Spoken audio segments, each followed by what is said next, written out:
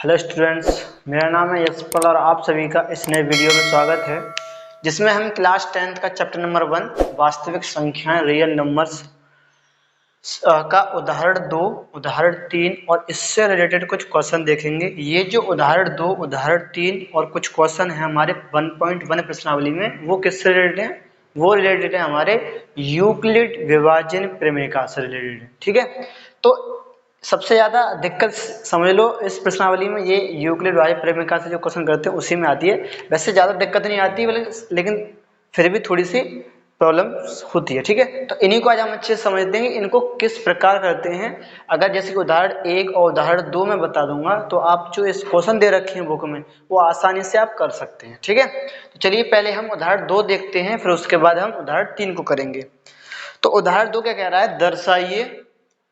दर्शाइए कि प्रत्येक धनात्मक समपूर्णांक 2q के रूप का होता है तथा प्रत्येक धनात्मक विषम पूर्णांक 2q+1 के रूप का होता है जहां q कोई पूर्णांक है।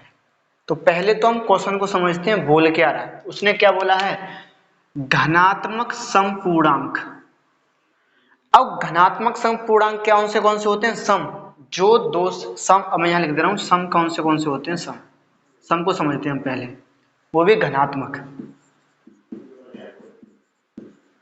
धनात्मक मतलब कि जो प्लस में होंगे वो सम होंगे, और सम कौन से होते हैं? जो 2 से पूरी तरह से हमारे विभाजित हो जाते हैं। माइनस में नहीं होने चाहिए। धनात्मक बोला तो प्लस में 2 है, 4 है, 6 है, 8, 10, 12 और भी आप डॉट करके आगे लिख सकते हैं। तो समपूर्णांक क्या होता है? धनात्मक समपूर्णांक जो 2 से विभाजित हो जाता है उसको हम बोलते हैं समपूर्णांक। ठीक है, धनात्मक समपूर्णांक बोलेंगे उसको।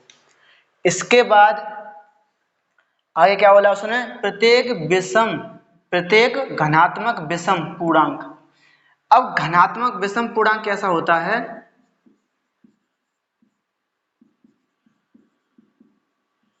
धनात्मक विषम पूर्णांक होता है जो 2 से नहीं डिवाइड हो, जो 2 से नहीं कटे पूरा। ठीक है, उसको बोलते हैं हम धनात्मक विषम पूर्णांक। जैसे कि 1, 3, 4 तो नहीं हो सकता, 5, 7, 9, 11, 13, 15 ऐसे ही और आया हम करते लिखते जाएंगे। ठीक है, तो ये बात हमारी समझ में आएगी। उसने क्या बोला है कि जो धनात्मक जो सम है वो किसके रूप का होता है? 2q प्लस इसके रूप का होता है, और विषम पूर्णांक 2q+1 के रूप का होता है। ये हमको अपनी इस जो भी हम हल करेंगे उसमें हमें ये बताना है कि वो इस रूप का होगा सम पूर्णांक, और विषम पूर्णांक हमारे 2q+1 के रूप का होगा। तो जब हम इसका हल करेंगे तो सबसे पहले क्या लेंगे हम? यूक्लिड विभाजन प्रमेय का क्या कहती है हमारी। मैंने बताया था ना अगली वीडियो में आपको कि यूक्लिड विभाजन प्रमेय क्या कहती है। तो सबसे पहले हम हल में करेंगे क्या? हल में हम सबसे पहले क्या लिखेंगे? यूक्लिड विभाजन प्रमेय से। क्या लिखेंगे हम? यूक्लिड विभाजन प्रमेय से। यूक्लिड विभाजन प्रमेय से सबसे पहले हमें यही करना है उसमें। ठीक है, यूक्लिड विभाजन प्रमेय से। तो यूक्लिड विभाजन प्रमेय क्या कहती है? ए और बी क्या कहती है? ए और बी दो धनात्मक पूर्णांक के लिए दो अद्वितीय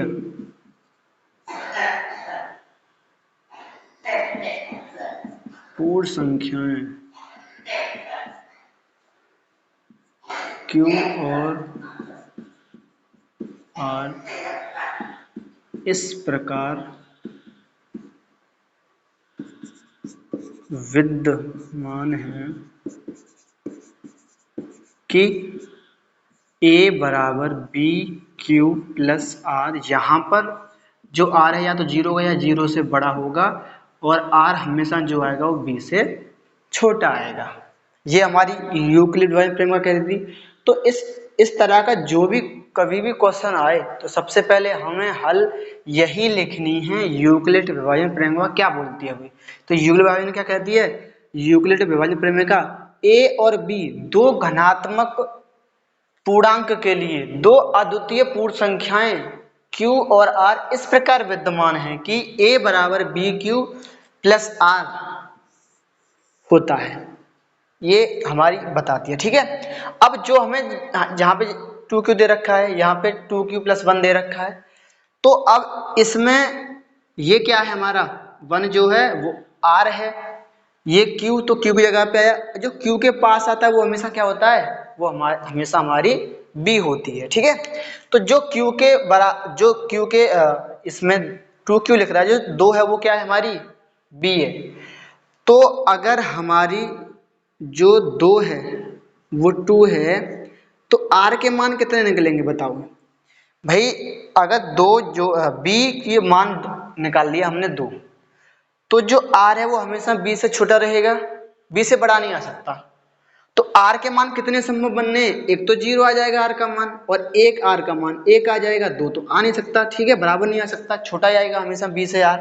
तो r के मान 2 बने, एक 0 और एक 1, 2 r के मान हमारे पास आ गए। अब करेंगे क्या, एक बार हम r बराबर क्या रखेंगे, एक बार हम रखेंगे r बराबर 0, तब क्या निकलता है, और एक बार रखेंगे हम r बराबर 1। ठीक है, तो हम सबसे पहले क्या करते हैं, हम रखते हैं माना, या फिर ऐसे करते हैं r बराबर 0 मान रखने पर, r बराबर 0 मान रखने पर, जब हम r बराबर 0 मान रख रहे हैं तो a की जगह पे तो a है, b की जगह पे 2 है हमारा तो 2, q की जगह पे q है, और प्लस r यहाँ पे जो है वो क्या है 0 है। तो इसको हम क्या ले सकते हैं, a बराबर 2q प्लस कोई वो तो बचा ही नहीं, तो हम यही लिखेंगे इसको। ठीक है, तो यहाँ से ये मान निकला।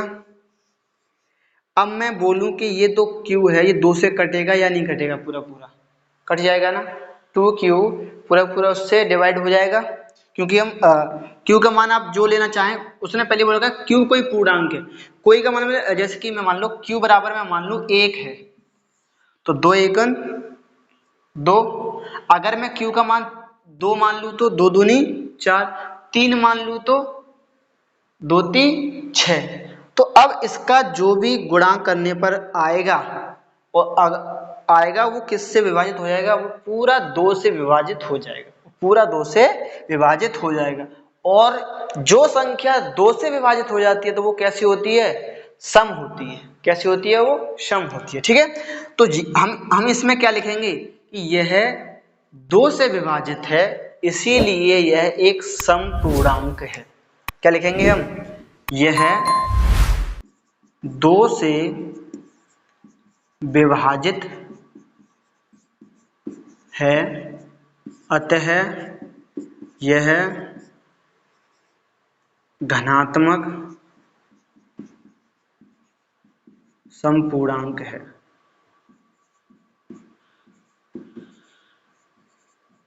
धनात्मक क्यों बोला है, क्योंकि ये 2 जो आए हैं प्लस में, माइनस में तो है नहीं, प्लस में आए, इसलिए क्या है, धनात्मक पूर्णांक है। ठीक है, अब हम समझते हैं r बराबर मान कितना, 1 रखने पर हम यहां रखते हैं r का मान, r बराबर 1 मान रखने पर, r बराबर हमने मान रखा 1, तो r बराबर 1 मान रखेंगे तो a की जगह पे तो a लिख लेंगे, b की जगह पे हमें पता है 2 है, और q की जगह पे q है, और r की जगह पे हमने 1 ले लिया। अब मैं देखूं क्या ये जो वैल्यू आई है 2q प्लस 1, क्या ये 2 से विभाजित है। देखिए q का मान तो आप कोई भी ले लीजिए, 2 ले लीजिए, 3, यहाँ पे कोई पूर्णांक है, कोई मतलब आपका जो मन करे वो ले लो, q का मान जो भी ले लो। अगर मान चलो आपने q का मान 1 ले तो 2 एकन 2, 2 लेंगे 2 दूनी 4, 3 लेंगे 3 दूनी 6, 4 लेंगे तो 4 दूनी 8। अब इसके बाद यहाँ पे जो भी मान आएगा उसमें 1 प्लस करेंगे हम, अगर मान चलिए हमने Q का मान कितना ले लिया, 1 ले लिया, तो 2 एकन 2, और 2 में 1 जोड़ेंगे कितने हो जाएंगे, 3। क्या 3 2 से विभाजित होते हैं, नहीं होते।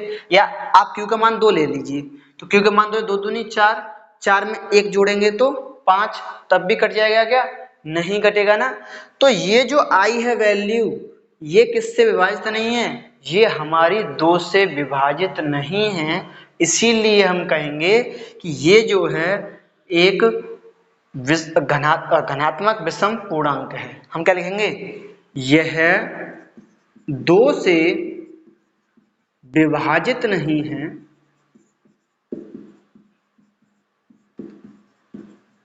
अतः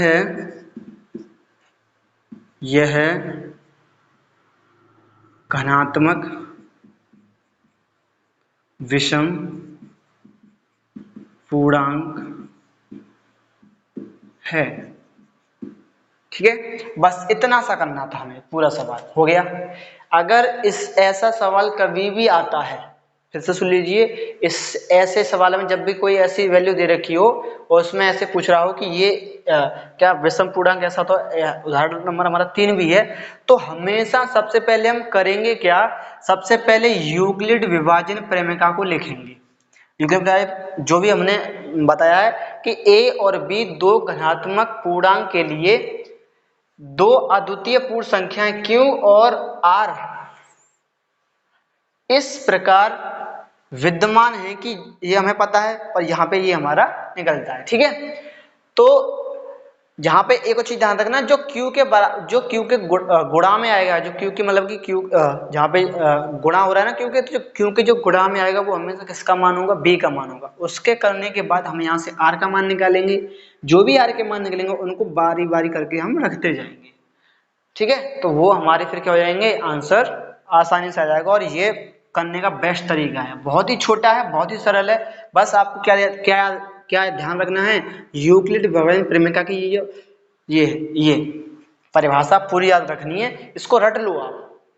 ठीक है, और इसके लिखने के बाद ऐसे करना है, बस बहुत सरल है फिर तो अब हम इसी बेस पे है हमारा उदाहरण 3, उसको देखते हैं। तो हम उदाहरण 3 को देखते हैं।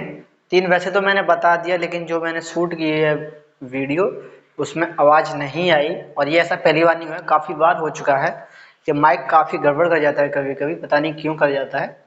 तो वो एक माइक मंगाया था, अभी ऑर्डर किया था, लेकिन वो अभी तक आ नहीं पाया है। तो ये एक बार तो शूट कर लिया, फिर मैं दोबारा से आपको बता रहा हूँ। तो जो नीचे को जो मेन चीज़ थी वो मैंने मिटा दी है, बाकी का मैंने लिखा रहने दिया। ठीक है, ये वैसे भी आपको पता ही है, तो ये मैंने लिखा रहने ही दिया है।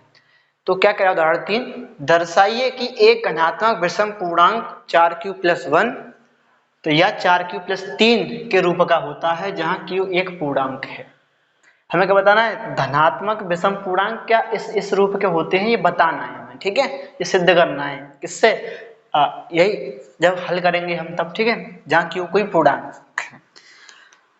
अब q कोई पूर्णांक का मतलब समझ में आ रहा है ना आपको, पूर्णांक क्या होते हैं, 0 से स्टार्ट होते हैं ना, 0 1 2 3 4 5 6 7 8 9 10। ठीक है, ये पूर्णांक माइनस के भी आते हैं, प्लस के भी आते हैं, लेकिन जब हम घनात्मक की बात हो रही है तो हम क्या ले सकते हैं, केवल प्लस वाले लेंगे, ना कि माइनस वाले पूर्णांक। ठीक है, ये ध्यान रखना है आपको। ठीक है, अब हमें सबसे पहले जब हम इस क्वेश्चन को करेंगे, जैसे कि मैं उदाहरण 2 में किया था, सेम इसी को हम उसी पैटर्न पे करेंगे जो उदाहरण हमने 2 किया है। तो सबसे पहले हल में लिखेंगे हम यूक्लिड विभाजन प्रमेय से, जो यूक्लिड विभाजन प्रमेय कहती है उससे। क्या कहती है, हमारी a और b दो घनात्मक पूर्णांक के लिए दो अद्वितीय पूर्ण संख्याएं q और r इस प्रकार विद्यमान है कि a बराबर bq+r, जहां पर जो r है वो 0 हो सकता है या 0 से बड़ा होगा, लेकिन हमेशा किससे छोटा होगा, b से।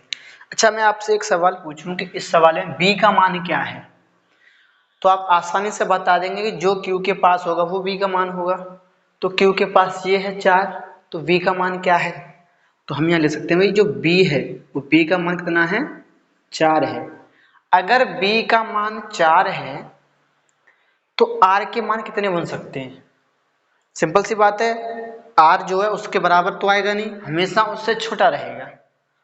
तो r के कितने मान बन सकते हैं, हम यहाँ देखें तो r की कितनी वैल्यू बन सकती है, 0 भी आ सकता है r बराबर, 1 भी आ सकता है r बराबर, 2 भी आ सकता है r बराबर और 3, 4 तो आएगा नहीं क्योंकि 4 तो बराबर हो जाएगा b और r फिर तो r के मान कितने बनने हैं 4, 0 1 2 3, 4 नहीं बन सकता, ठीक है। फिर हम लाके 4 r के मान बनने। अब हम करेंगे क्या, इनको बारी बारी से r बराबर पहले 0 मान रखेंगे, फिर r बराबर 1 रखेंगे मान, फिर r बराबर 2 रखेंगे और r बराबर 3 रखेंगे, ठीक है। तो करते हैं, तो सबसे पहले हम क्या करते हैं, r बराबर 0 मान रखने पर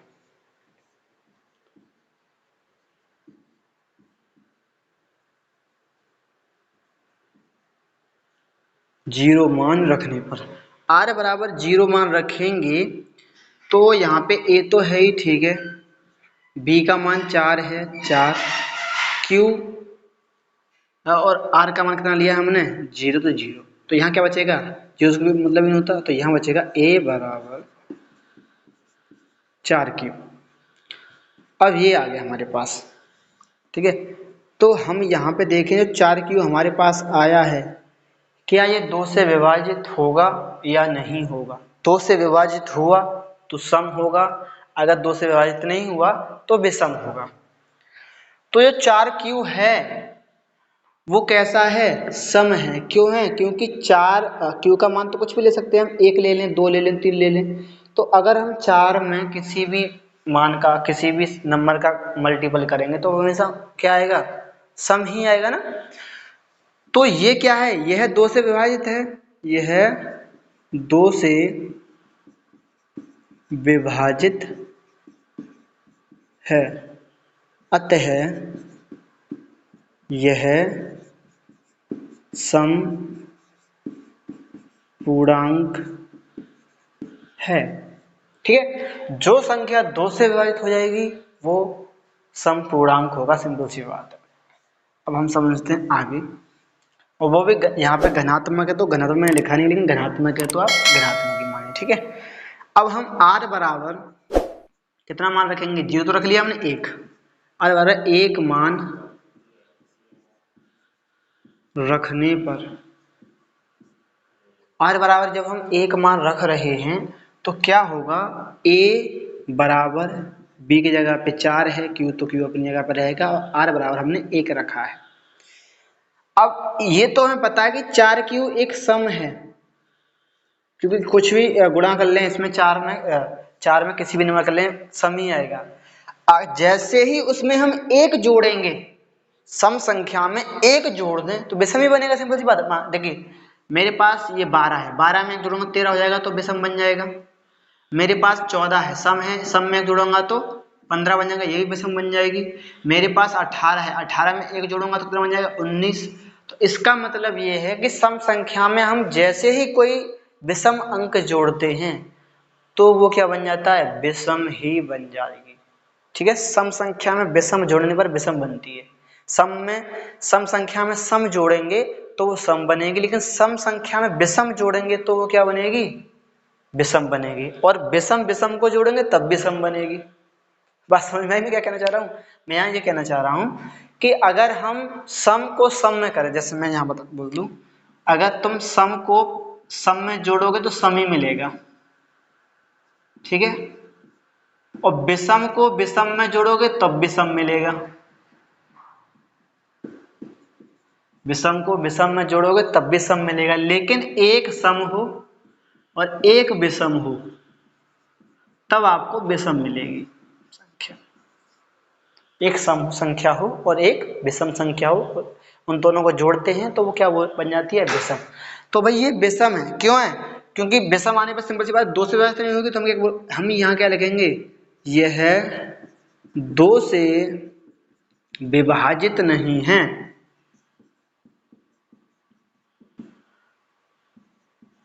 अतः यह विषम पूर्णांक है, विषम धनात्मक पूर्णांक, ठीक है। अब आगे देखते हैं, r बराबर 2 मान, एक तो रख लिए, r बराबर 2 मान रखेंगे, 2 मान रखने पर 2 मान रखेंगे तो a इसकी जगह पे 4q, तो अपनी जगह पर रहेगा r बराबर हमने 2 मान लिया है। इसमें से 2 कॉमन ले लेंगे, 2 कॉमन ले लेंगे, 2 से तो कट ही जाएगा 2 कॉमन लेने पर, ठीक है। तो भाई अगर मैं इसको लिखूं तो 2 कॉमन लेने के बाद बचेगा 2 दूनी 4, तो 2q प्लस 1, 2 कॉमन ले लिया, 2 2 से कट जाएगा, और जब कोई अंक 2 से कट जाता है तो वो क्या हो जाती है, सम हो जाती है। तो हम यहाँ क्या लिखेंगे, यह 2 से विभाजित है,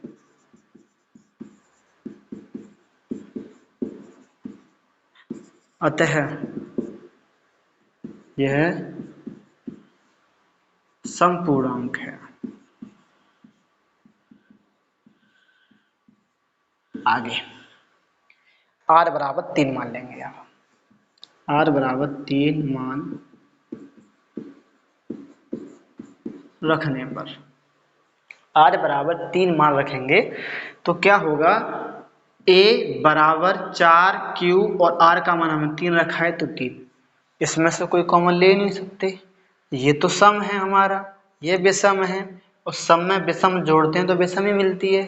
तो सिंपल सी बात है, विषम संख्या 2 से कटती है क्या, नहीं कटती ना। हम क्या लिखेंगे यहाँ पे, यह 2 से विभाजित नहीं है,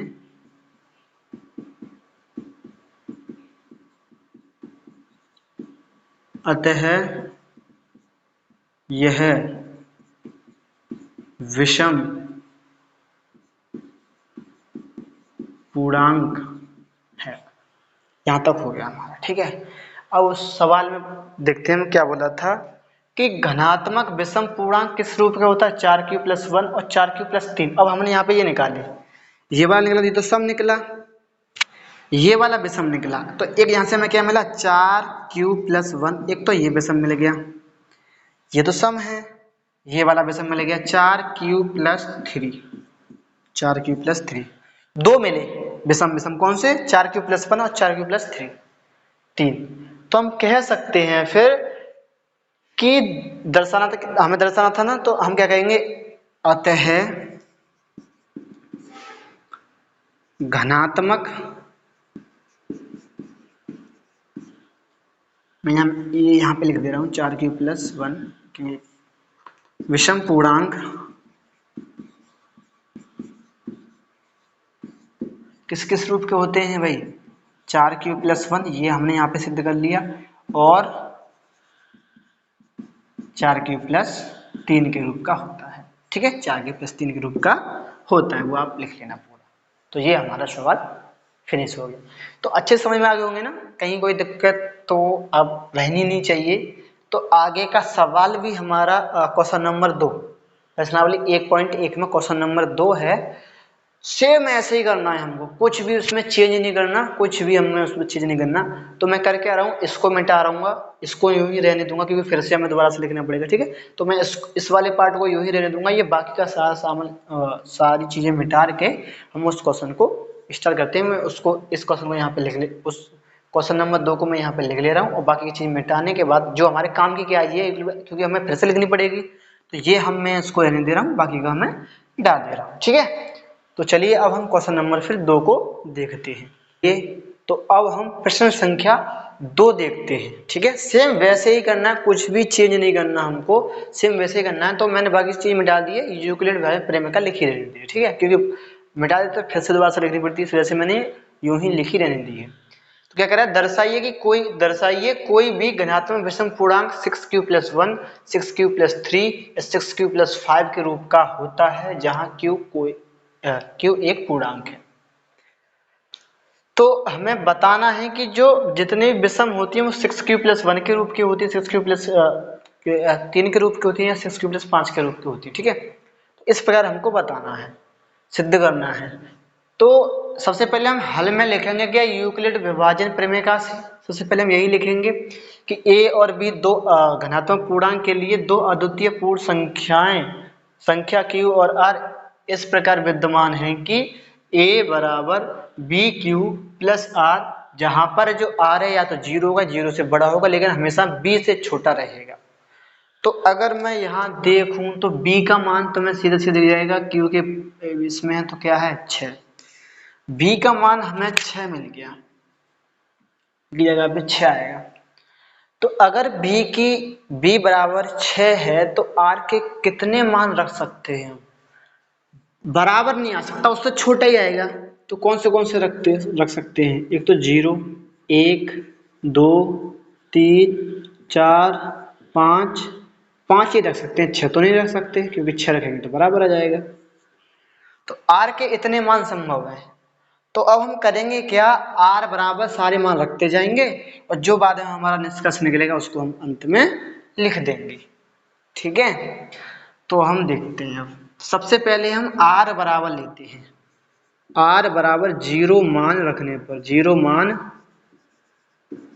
रखने पर रखेंगे तो a की जगह पे तो a है, b की जगह पे 6 आ गया भाई, यहाँ पे q की जगह पे q है और r की जगह पे हमने 0 लिया है।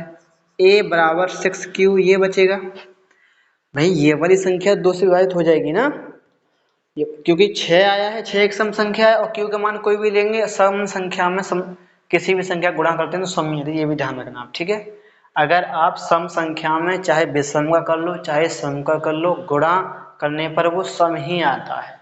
ठीक है, तो यह 2 से विभाजित हो रही है पूरी पूरी, तो हम क्या लिखेंगे, यह 2 से विभाजित है, अतः यह सम पूर्णांक है। ठीक है, और अब जब हम r बराबर 1 मान रखने पर,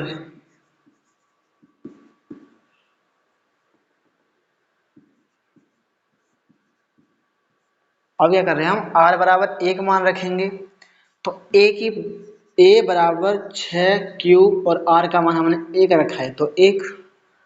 भाई ये तो हमारा एक सम है, लेकिन जैसे ही सम में 1 जोड़ेंगे तो क्या मिलेगा हमें, विषम। इसका मतलब ये है कि ये 2 से विभाजित नहीं होगी, और जो अंक हमारा 2 से विभाजित नहीं हो सकता या जो संख्या हमारी 2 से विभाजित नहीं हो सकती वो सम संख्या भी नहीं हो सकती, तो विषम होगी। ठीक है, तो हम क्या लिखेंगे, यह 2 से विभाजित नहीं है, अतः यह समपूर्णांक है। सॉरी, सम नहीं, विषम पूर्णांक है। आगे देखते हैं, r बराबर 2 मान रखने, r बराबर 2 मान रखने पर, r बराबर 2 मान रखेंगे तो a बराबर 6q प्लस r का मान 2 है, तो यहाँ से हम क्या ले लेंगे, 2 कॉमन ले सकते हैं। 2 कॉमन ले लेंगे तो इसका मतलब ये है कि ये संख्या 2 से कॉमन, 2 कॉमन ले 2 से कट जाएगी, और जो संख्या 2 से कट जाएगी तो इसका मतलब ये है कि वो हमारी किससे विभाजित है, 2 से विभाजित है। क्योंकि यहाँ से देखो, यहाँ से यहाँ भी 2 है, यहाँ भी 2 है, यहाँ से इन दोनों में से 2 कॉमन ले लेंगे, और जैसे 2 कॉमन 2 से भी कटेगी, वो जो 2 से कट जाएगी वो सम है। तो हम क्या लिखेंगे, यह 2 से विभाजित है,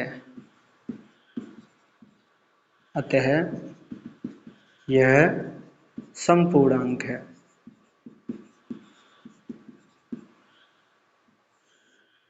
आगे r बराबर 2 तो ले लिया, 3 मान रखने पर, r बराबर जैसे हम 3 मान रखेंगे तो a बराबर 6q प्लस 3, इसमें से क्या कॉमन ले सकते हैं, 3, इसमें से हम 3 कॉमन ले सकते हैं भाई। 3 कॉमन लेंगे तो 3 दूनी 6q प्लस 3 एकम 3, क्या 3 लिया है कॉमन, 303 जो है 2 से विभाजित नहीं होता है। सिंपल सी बात है, ये 2 से विभाजित नहीं है, यह 2 से विभाजित नहीं है, अतः यह विषम पूर्णांक है।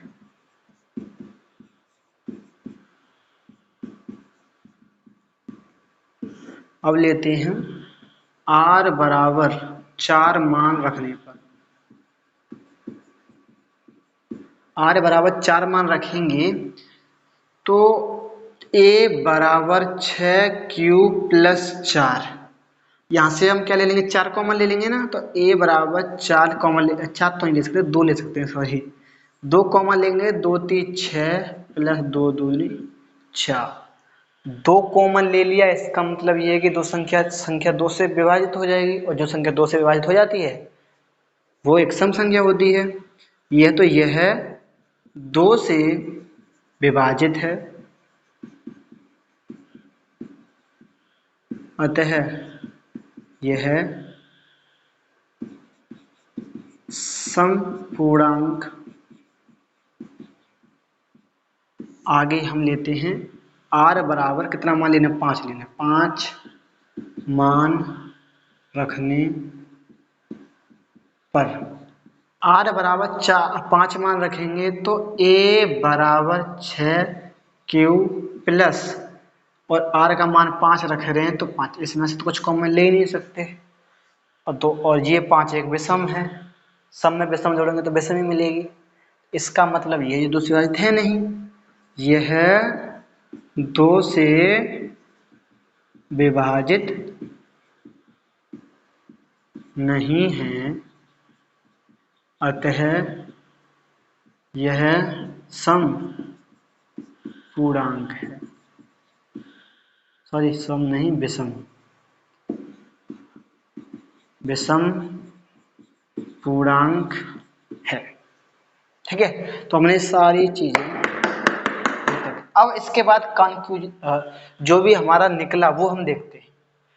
तो हम यहाँ देख रहे हैं ये वाला 6q एक सम है, और ये 6q प्लस 2 एक सम है, और 6q प्लस 4 सम है।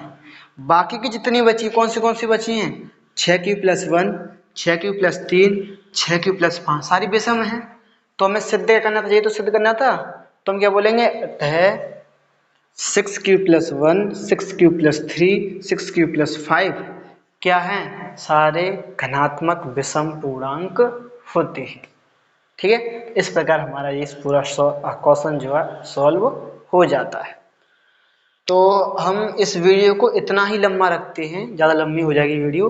तो इसी यूक्लिड विभाजन प्रमेय से रिलेटेड 2 क्वेश्चन और रह गए हैं, वो वर्ग पे और घन पे आधारित है, वो मैं आपको अगले वीडियो में सॉल्व करवा दूंगा। ठीक है, और एक और बात कहना चाहूँगा कि अगर वीडियो अच्छी लगती है तो लाइक करें और चैनल को सब्सक्राइब करें, और ज़्यादा से ज़्यादा हमारे चैनल को सपोर्ट करें, जिससे कि हमें एक मोटिवेशन मिलता रहे चैनल पर वीडियो बनाने का। ठीक है, तो अब मैं आपको मिलूंगा अगली वीडियो में, तब तक के लिए जय हिंद, जय भारत।